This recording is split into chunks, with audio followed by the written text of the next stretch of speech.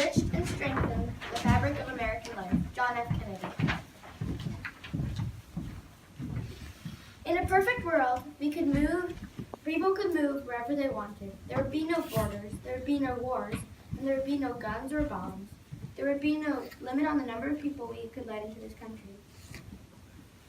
In my perfect world, we would all coexist no matter what gender, religion, or race. We would travel to and fro from wherever we wanted, and not having to take tests to become a citizen or gain the right to vote. When we saw someone in the street, we wouldn't give in to stereotypes and discriminate.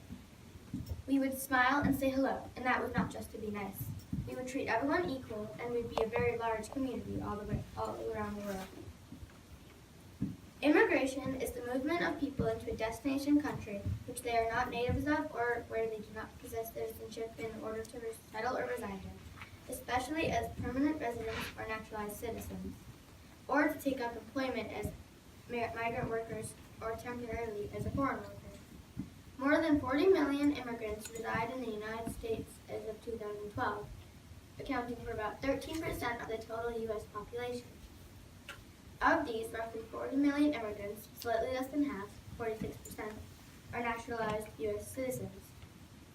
For the past 400 years, immigrants and refugees have come from Vietnam, Italy, Syria, Mexico, China, Sudan, Ireland, Nigeria, Kenya, and hundreds of other countries around the world to America. However, some immigrants don't have much of a choice. Some people travel to seek a better life, better job, or the so-called American dream. But other immigrants or refugees come because of wars and conflicts or disasters out of their control, which cause them to flee their homelands. Our country is letting in 70,000 immigrants per year, but that still isn't quite enough. America cannot possibly house all of the immigrants and refugees that have traveled here. There are several factors that can cause this, ranging from xenophobia and racism to the inability to find them homes that help them transition to jobs and lives here in America. The real question is, how can we take in more immigrants and still be able to sustain a stable economy? There are hundreds of migrants arriving every day. Migrants are arriving to Europe at the rate of 500,000 per year, or nearly one a minute. In 2011, the foreign-born population in Maine went up by 19.6%, and in 2013, immigrants and refugees comprised about 3.4% of Maine's population, 1.3 million. These people are coming from everywhere, not just Syria. Of course, of the new U.S. residents, 14% came from Mexico, 7.9% from China, 6.4% from India, and 71.7% from other parts of Europe. A big part of Maine's immigration story is Lewiston. Immigrants have been coming to Lewiston, Maine for 400 years, like the French Canadians in the 1820s and the Irish in the 1850s. But one of the most popular stories from immigration in Lewiston is when the Somalis came. By the time of Somali revolution in 2001, almost all the residents of Lewiston were Caucasian, descendants of French, Irish, or Italian immigrants. Jobs were being lost due to the closing of shoe and textile factories. Therefore, Lewiston was in an economic slump. The Somalis were really refugees, not immigrants, for they came to America fleeing violence and civil war back in Somalia. They originally settled in more urban areas like Atlanta, Georgia. Later on, they were attracted to Maine because of the low crime rate, good schools, and inexpensive housing. After about 8 months, the attacks of September 11th, 2001 occurred, and the Somalis experienced their first taste of racism and violence in Maine.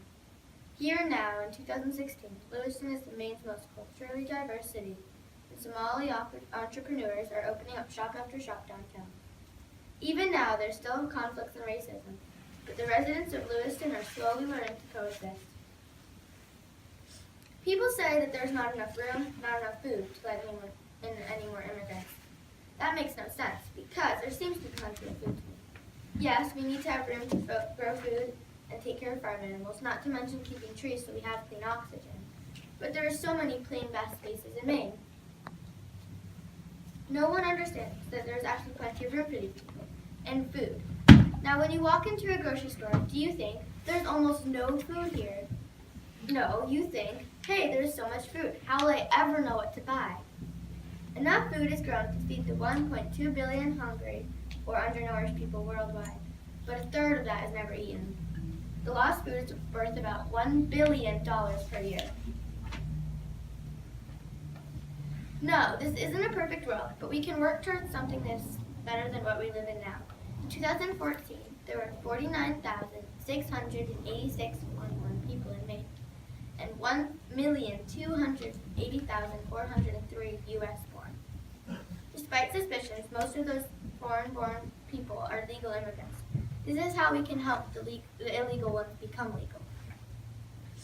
There is an organization called the United States Citizenship and Immigration Services, or the USCIS for short. USCIS is a federal agency that oversees lawful immigration to the United States. They are a component of the Department of Homeland Security. They also manage the first step in the process for U.S. citizens to adopt children from other countries. Approximately 20,000 adoptions take place each year. The USCIS helps immigrants by granting them citizenship to the U.S. The ACLU, American Civil Liberties Union, is another organization that helps grant citizenship to the U.S. immigrants. For almost 100 years, the ACLU has worked to defend and preserve the individual rights and liberties guaranteed by the Constitution and laws of the United States. As well as work with immigrants, they also fight for full equality for lesbians, gays, bisexuals, and transgender people, and work towards preserving the right to vote or the right to have an abortion. The ACLU is a non-profit and non-partisan. They do not receive any government funding. The Immigrant Legal Advocacy Project, or ILAP, helps low-income immigrants improve their legal status and work for more than just humane laws and policies affecting immigrants.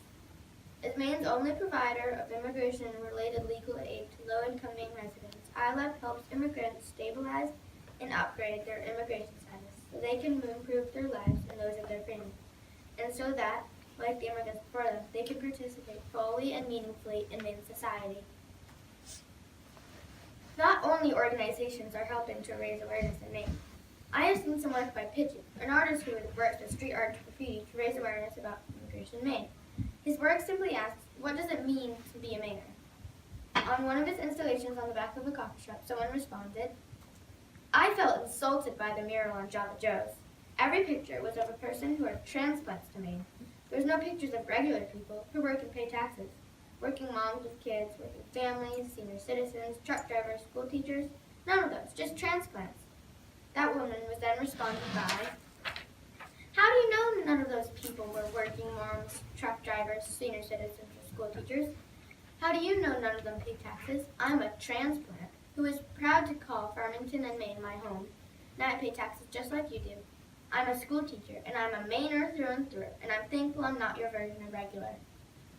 These comments were then showered with tons of hateful messages against the first comment. All of these people were immigrants, and no, not everyone was an immigrant because they recently traveled here, but descended from the first Europeans that settled here. Those were immigrants. And people like the woman who wrote that first comment says she's a normal Mainer. But what is a Mainer? What does it mean to be American? What about those first settlers? They terrorized the Native Americans and took their country that we now call ours. And now we are worried about some people who want and need our help, need our care, and need our love, and we push them away. If that's what it means to be American, to only care for yourself? If so, then I don't want to be part of it. I had always hoped that this land might become a safe and agreeable asylum to the virtuous and persecuted part of their king, to whatever nation they might belong. George Washington. Let's help fulfill this man's dream.